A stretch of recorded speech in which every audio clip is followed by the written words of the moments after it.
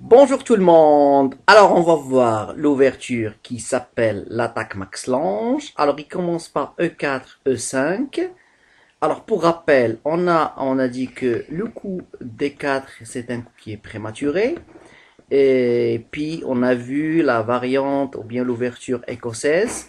Après cavalier F3, cavalier C6 aussi D4 il est prématuré.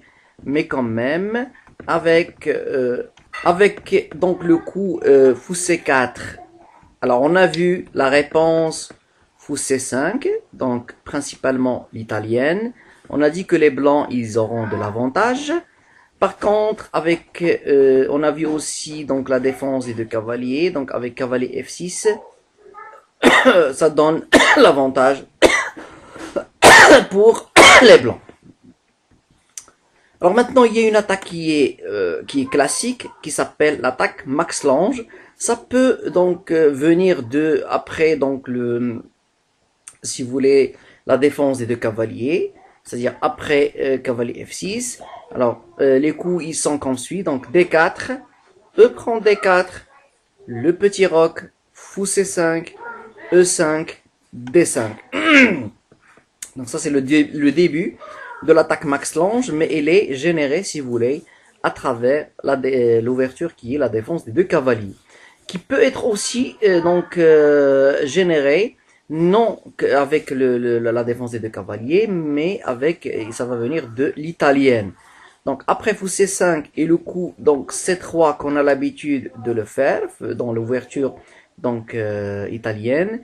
Alors les blancs, ils ont un autre choix, c'est l'attaque Max Lange, donc ils vont faire le petit roc, cavalier F6, D4, et là donc les noirs, ils ont le choix entre donc cavalier plutôt E prend D4 et fou prend D4. Alors fou prendre D4 c'est la meilleure, même que donc on peut bon, il faut analyser, mais quand même les blancs ils peuvent prendre la paire de fous. Mais si donc ils vont choisir le main line, c'est-à-dire E prend D4, alors là il y a l'attaque Max Lange qui est donc E5, et là il y a la réponse classique qui est donc D5. Alors les blancs ils vont continuer leur attaque, donc E prend F6, D prend C4, tour E1 échec. D'accord, donc les blancs ils commencent l'attaque, ils exploitent l'initiative. Fou E6 pour ne pas être déroqué.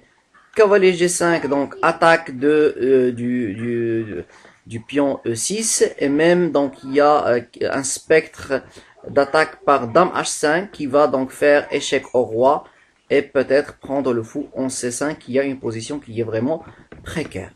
Alors, la réponse de la théorie qui a donné ses fruits, c'est Dame D5. Une centralisation qui est donc non classique, non normale, mais dans cette position, il a une force intéressante. Les blancs, donc, ils vont continuer le développement. Cavalier C3, puisque donc le pion D4 il est cloué. Et là, donc, il y a une déviation de la dame qui va venir en F5. Alors là, il faut, c'est-à-dire, il faut enregistrer quand même une certaine valeur pour la dame F5. Alors, puisque donc le fou de case blanche des blancs, il a disparu, donc l'attaque de la dame, il est, si vous voulez, il est minime. Il est minime et il n'y a pas trop de risque pour la dame en F5. Par contre, la dame en F5, il a un rôle très important pour la défense, avant que les noirs font le grand roc. Et puis à la fin, donc, il peut lancer des attaques contre le roc, donc le roc blanc. D'accord. Alors, puisque le cavalier C3 il est demandé, et pour ne pas perdre l'initiative, donc les blancs jouent cavalier C en E4. Et là, donc les noirs ils vont terminer leur développement par le grand roc.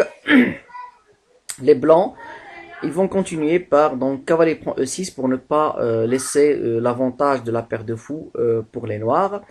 F prend E6. D'accord. Et là donc le coup qui va donc il est un peu bizarre, il n'est pas normal, c'est attaquer la dame par le coup G4. Il est un peu bizarre, mais bon, selon la pratique des maîtres, donc apparemment il est un bon coup pour les blancs. Dame E5. F prend G7, d'accord?